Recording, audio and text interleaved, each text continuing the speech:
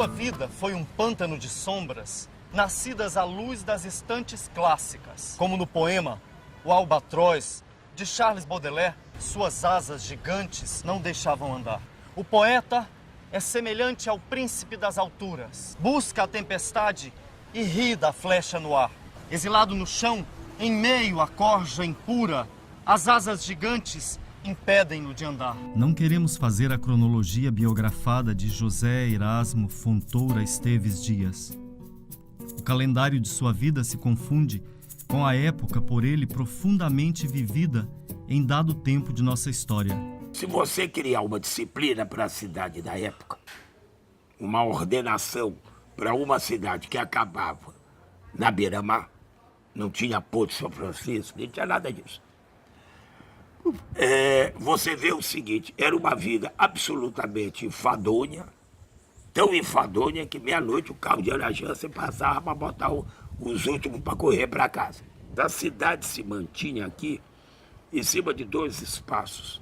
A boemia do motobai do Hotel Central, do Bar Atenas, que Erasmo chamava de apenas bar, não era Atenas bar, era apenas bar, e da zona do Baixo Meretrístico não tinha mais nada. A intelectualidade transitava nesse meio. E ele é um cruzamento perfeito dessa distância de São Luís, dos grandes centros, das pessoas que ficaram na província e se perderam na escuridão da província, com o humor, a irreverência, o sarcasmo e muita criatividade. Erasmo foi o revolucionário de uma casta hoje em extinção, a dos forjadores de utopias desacompanhadas de uma verdadeira ação pessoal. O Erasmo bebia, tomava os pilecos dele, mas todo mundo respeitava, porque ele tinha realmente em que se respeitava, né? Tinha opinião, tinha conhecimento, tinha leitura. Um cara que discutia literatura com você, né? Americana, europeia e tal, a maior consistência. Ele é um homem muito criativo, muito irreverente, mas com poder, com uma língua de fogo, capaz de demolir naquele pequeno espaço físico de dizer algo e todo mundo saber depois, na roda boêmia de São Luís. E ele se consumiu e se consumou assim. Um grande farsante de uma história literária do Maranhão, com uma história vivida nesse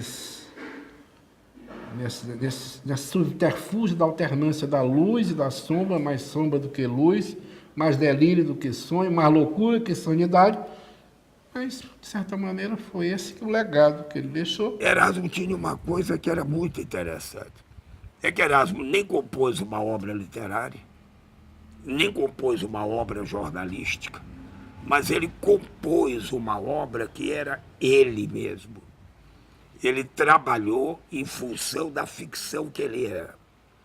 E isso, só Nauro, quando escreve Erasmo Dias e Noites, é que consegue absorver esse lado de Erasmo que eu acho absolutamente necessário para a história dos anos 50, 60 em São Luís do Maranhão.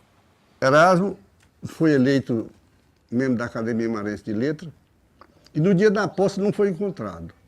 Procuraram no Botubá, procuraram no Bar do Castro, procuraram, não acharam. Alguém disse que ele está no Bar do Brega, lá no Monte Castelo. Aí foram lá e ele estava lá. Tinha um violonista muito famoso naquela época, Carlos Raimundo, e ele estava lá com o Carlos Raimundo, urinado e tal, e pegaram ele, meteram no carro e levaram.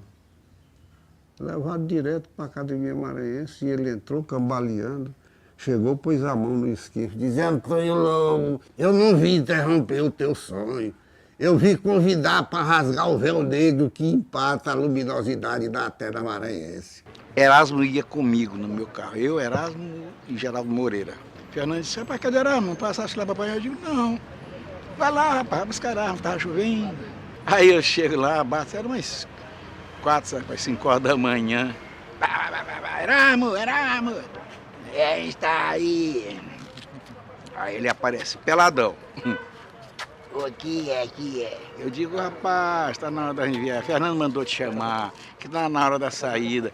Ele disse, quem é Fernando? Eu digo, vamos ver que sacanagem, pô. Vamos embora pra merda da viagem. E viagem? Eu não pedi pra viagem. Pá, bateu a porta, entrou. Tudo bem. Fernando,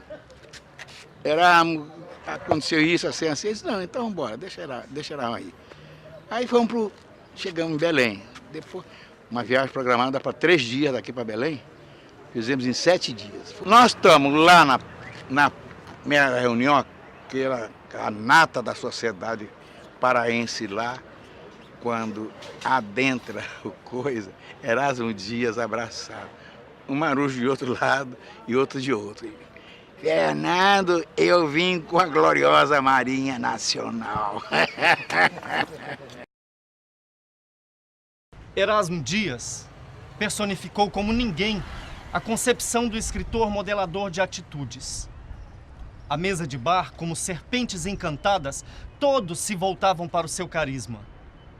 Era um sedutor que buscou ao longo da vida, nas figuras provincianas, as que lhe podiam personificar a traição de Brutus, a tibieza de Hamlet, a fúria ensandecida de Lear e a tirania de Ricardo III. Arremedos de sombras, fantasmas sem corpos, a contemplarem-se na opacidade de um espelho sem vidro.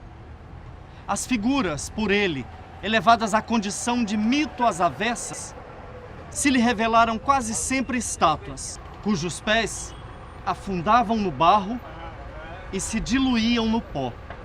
Ele não pagava a luz, não pagava a água, e quando cortaram a luz, ele mandou fazer um gato. E o cara da energia elétrica era amigo dele, já conhecia ele, porque ele nunca pagou, ele era um fenômeno. Aí um dia o cara chega, eu estava lá, esse dia conversando com ele, tomando, me lembro bem, o uísque era Druris. E eu estava lá, quando o camarada, já sem mais resistência, entrou e disse, meu compadre, a luz voltou, que ele tinha cortado. Aí Erasmo olhou para ela e disse, veio porque quis, eu não chamei. Eu classifico o Erasmo como um personagem emergente de uma cultura que não deu mais certo.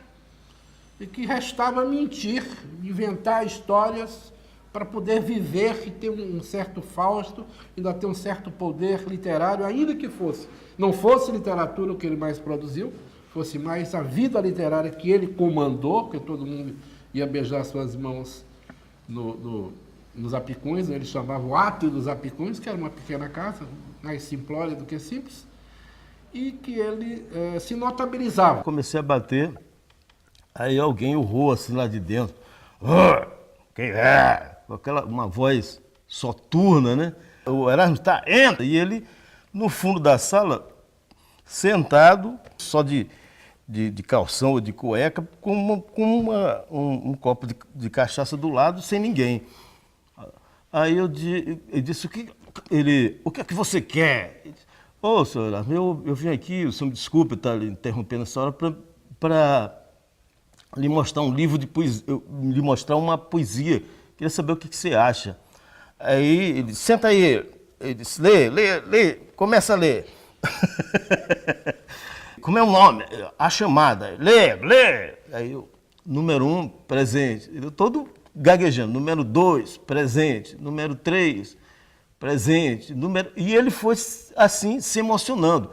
Número 4, presente. Número 5, aí ele foi mudando de expressão.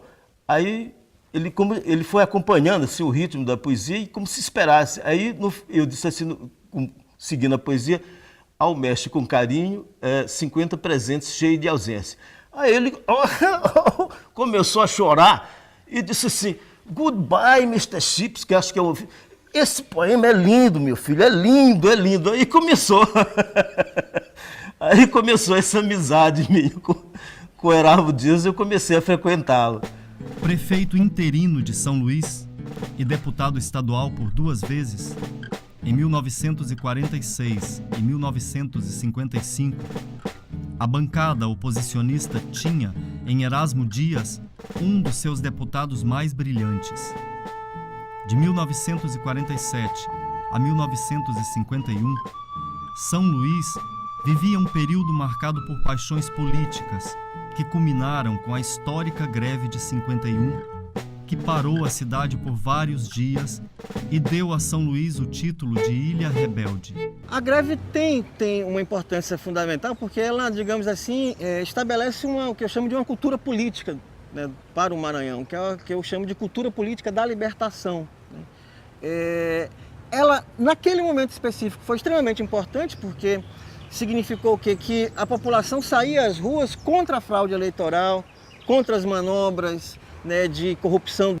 A greve não dá resultado. Eugênio Barros, ao final do processo, permanece no poder e a oligarquia de Vitorino Freire vai ainda mandar no Maranhão durante mais 15 anos. Né? Mas de toda forma, a greve, digamos assim, organiza uma forma de pensar o Maranhão e a política do Maranhão, principalmente sobre essa ótica das oposições, que vai permanecer até recentemente. No meio da turbulência nas ruas, a voz vigorosa de Erasmo Dias destacava-se nos palanques e nos jornais, verbalizando a sua ira contra o vitorinismo. Erasmo escreveu praticamente em todos os periódicos de São Luís.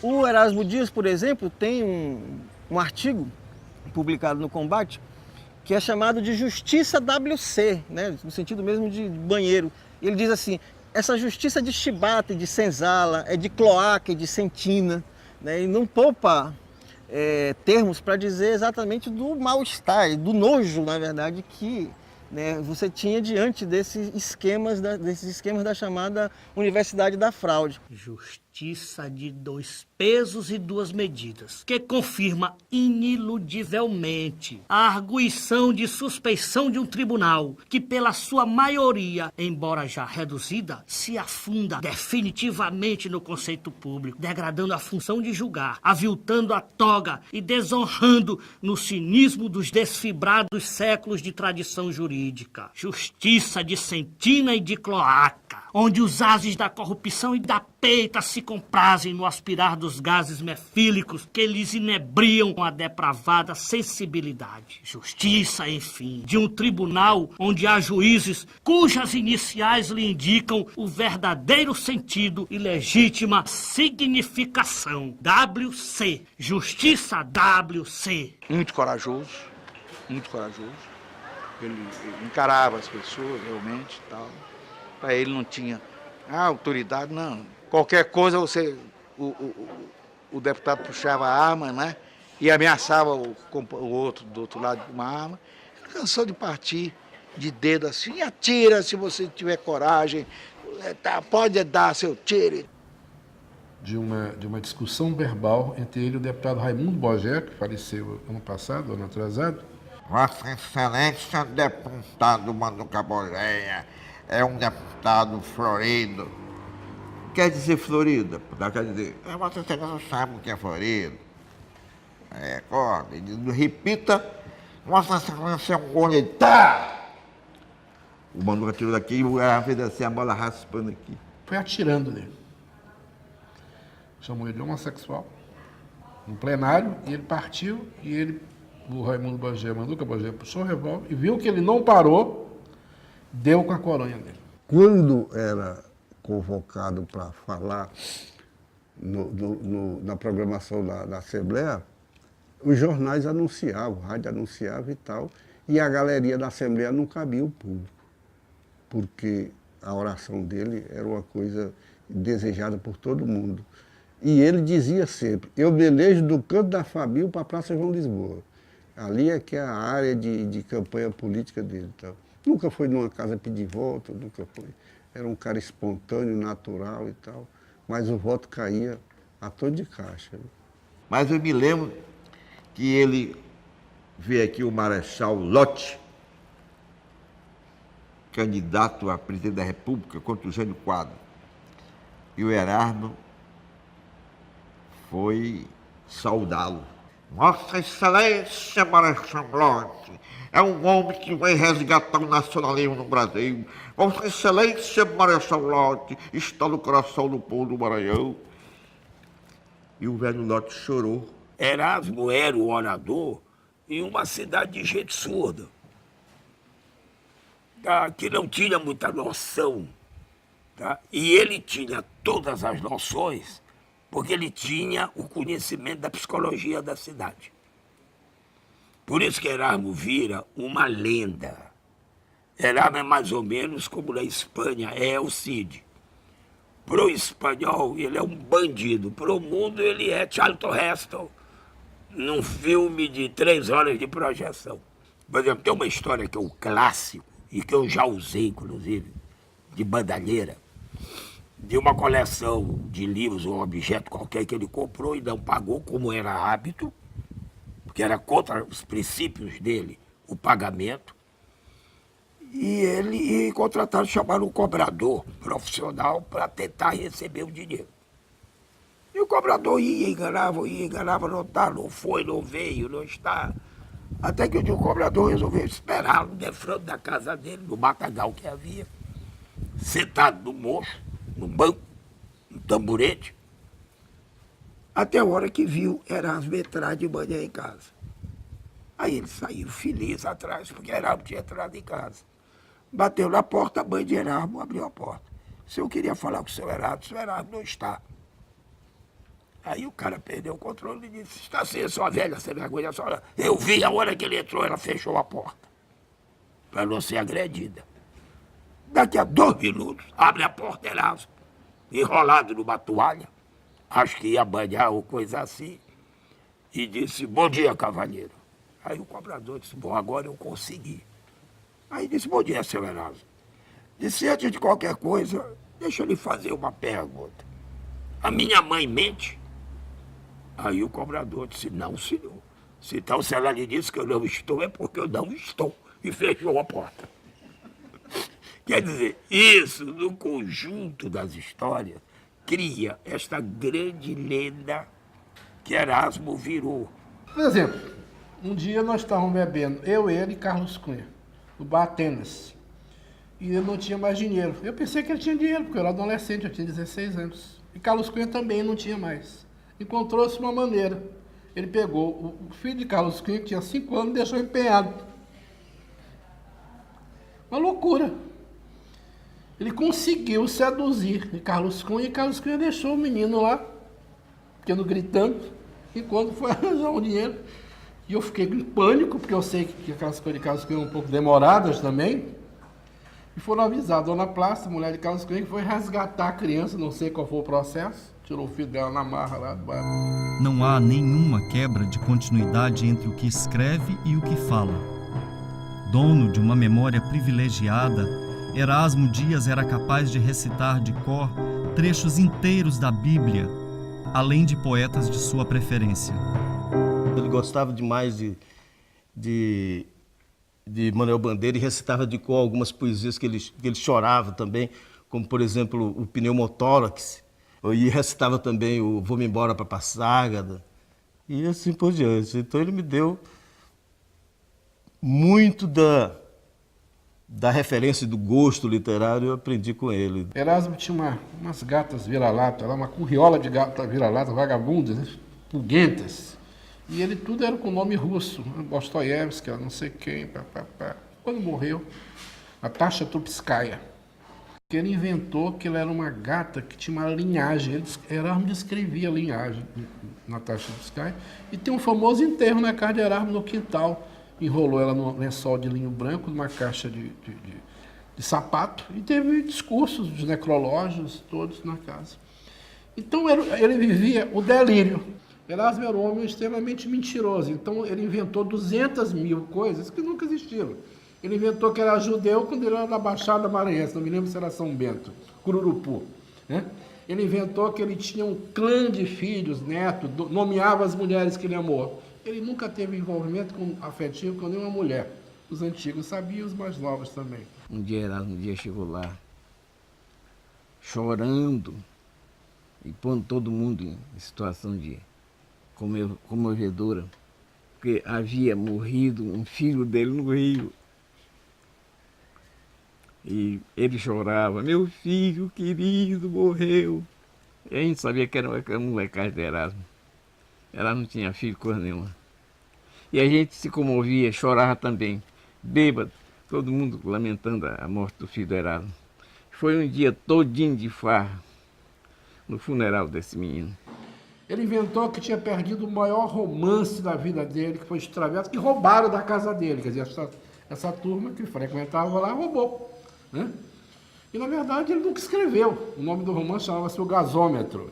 Era um jogo que não dá para explicar dentro de uma visão muito apolínea, não se apelando para Dioniso, aquela coisa mais noturna, mais delirante, mas que eu acho que não caberia mais hoje. Eu acho que ele é um fruto mais da vida literária, de um homem talentoso, de um homem, não diria muito culto, mais talento do que cultura, né?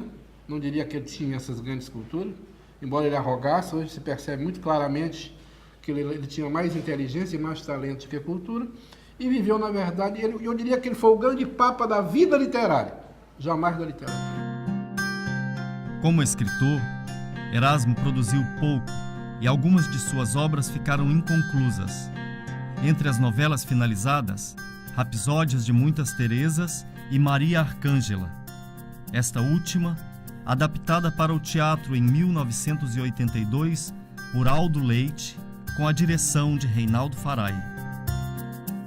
Que Reinaldo tinha muita vontade de encenar Maria Arcângela. Ele já tinha tentado fazer...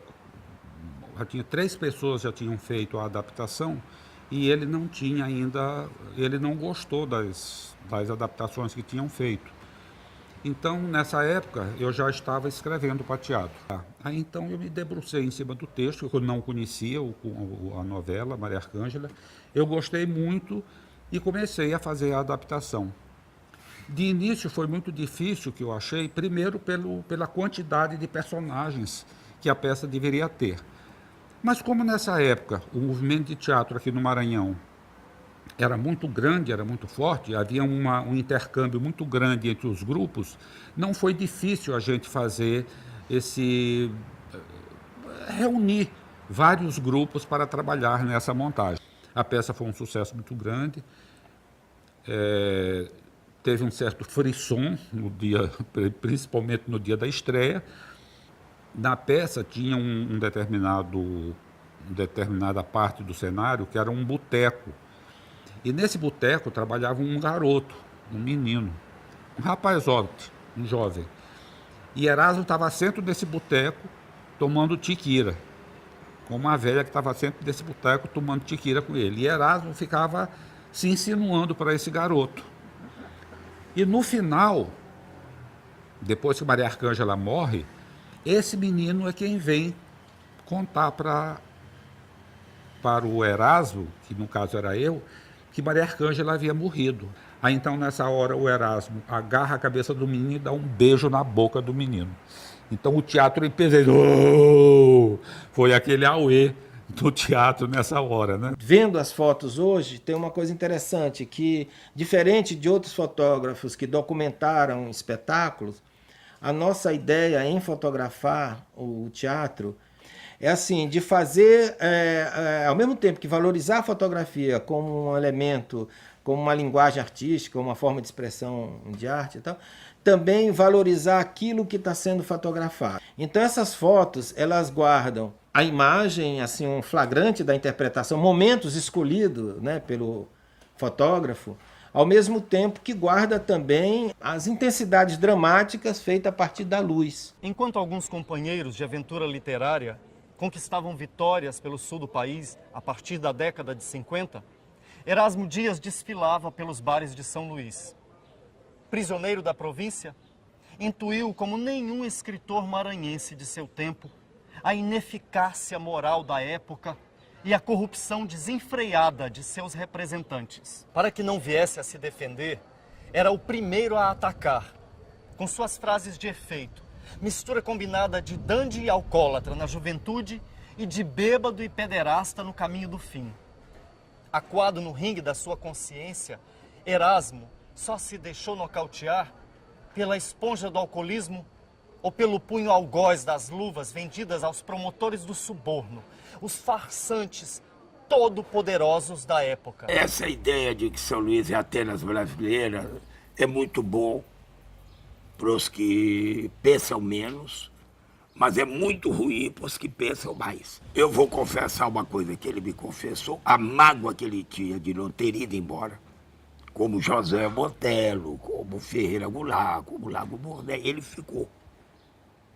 E ele sabia da capacidade criativa dele numa cidade onde uma falsa erudição era o que valia. Se o Erasmo Dias tivesse ido para o Rio de Janeiro, tivesse ido para São Paulo, para palcos iluminados da cultura literária brasileira, vamos dizer assim, ele é um homem do nível do Ferreira Goulart, ou melhor, do Lago Bournet. Porque o mérito do Lago Bournet e do Ferreira Goulart, porque foram. O Odilo Costa Filho foi embora. O Franco de Oliveira, eles pegaram esse voo nacional porque foram embora. O Erasmo ficou. Ele tinha pena dele mesmo. Isso é terrível. Tá? E essa pena que ele sentia dele, ele disfarçava em um cuidado inexistente da mãe dele. Então ele nunca foi por causa da mãe. E como ele ia cuidar da mãe, o tempo foi passando e ele também ficou. Em sua casa dos Apicuns, com a porta semi-escancarada a qualquer hora do dia ou da noite, Erasmo Dias se encontrava às vezes completamente só. Nos bares, quase sempre era o primeiro a chegar e o último a sair, trôpego, seguindo de volta para casa. Ele, por família, tinha apenas a companhia da mãe adotiva, Dona Noemi. Ao perdê-la, vira um fantasma a esgueirar-se entre móveis antigos, papéis velhos espalhados pelo chão e discos arranhados que se contorciam numa radiola, a desfilar canções ouvidas por tímpanos, onde os sons reais eram os das marés cheias de vozes mortas. Groa! Grita! Gruta! Será possível que esta espelunca onde estou aprisionado seja uma gruta com grades e acolchoados? Já estão remexendo no ferrolho e na fechadura também. Vão escancarar essa maldita porta e vão invadir isto aqui de grades no alto e acolchoado nas paredes, onde eu penso, durmo e vivo. Vou deitar. Vou me encaracolar como eu era no útero da minha mãe. Pronto, não sabem dormir como eu sei. Imaginem, no útero de minha mãe eu era encaracolado. Repousava como gosto de dormir. Certa vez, uma velha prostituta que eu tive tentou me fixar assim. Ora, ela não era minha mãe. Eu, como artista, só amo a minha mãe. Quando ela morreu, eu me lembro que eu fui no enterro dela, ele criou uma imagem que eu jamais me esqueci. Eu estava lá, parece que no altar, tinha mais gente. Meu pai foi, um Bournet, uma coisa. E ele criou uma imagem que naquele instante que a gente ia sair dali para beber, que nós vamos beber em homenagem à Dona Noemi, depois no bem, depois do enterro, as formigas estavam entrando pelas órbitas de Dona Noemi. Eu nunca me esqueci dessa imagem. E na hora que Dona Noemi, antes de morrer, estava no estertor, disse alguma coisa, e ele deu um copo d'água, dizendo que ela estava pedindo água em Yiddish. Tudo era mentira, tudo era uma farsa, né? Porque ela não estava pedindo água. Nem ele sabia Yiddish, nem ela falava Yiddish, ela não era judia. Eu não sei bem a versão, na verdade eu acho que ele não sabia nem quem era o pai e nem quem era a mãe, né? Ele foi criado, adotado, e isso ele criou uma mística, uma genealogia, uma heráldica, um brasão, para poder viver o tempo que ele viveu aqui. A ruína de sua vida não era apenas dele, mas da própria cidade, de cujos pecados e loucuras bebeu e pagou até o último cêntimo. Erasmo Dias jamais poderia viver impunemente em São Luís, um espaço onde se acumulam ódios reprimidos e remendos costurados sobre os mais limpos linhos e os mais disfarçados sorrisos. Uma cidade onde não se sussurra, se grita. Mas era uma cidade que, em cima de suas mentiras, em cima de suas fantasias, tinha uma identidade. Ele ficou como um personagem procurando um autor e não encontrou esse autor. Ninguém teve a competência, não é, só teve depois de morto de escrever, que foi Lauro. Mas na vida dele, ele não achou um autor com a capacidade de nominá-lo. E ele tomou a caneta e escreveu a própria lenda, do jeito que ele quis. A bebida, o maltrato e, principalmente, a solidão acabaram com ele. Corroeram ele, deixaram ele como uma casca. Como uma casca. E a lenda foi crescendo. Não é? Porque como ele já conversava pouco, já não se interessava muito por nada, porque o grande excitante era a bebida. Na hora que tirou a bebida, aí ele murchou. Nu em prantos, Erasmo caminha dia após dia para o fim por ele escolhido. Sua mente já começa a se confundir com a mente do corpo social que ele tanto combate. Sem muletas, se arrasta de pé. Tem o rosto anguloso, o nariz inchado e disforme, servido ao lado por um par de bochechas a lembrar a última degenerescência celular dos tecidos ebriados. Mas, um pouco acima, brilham dois imensos olhos, onde se pode ler a inteligência de um cérebro passional. Descansa, ouvindo a segunda sinfonia dos gatos vira-latas nos telhados, a ópera bufa dos grilos nos quintais, os conselhos do companheiro Vladimir Ilitch, que sussurra algumas palavras em teu ouvido esquerdo. Erasmo Dias pôde escrever no que a vida tem de visceral o poema de sua própria morte, que entregou vívida ao opositor, o fiel companheiro e adversário, o demônio, seu terrível demônio particular.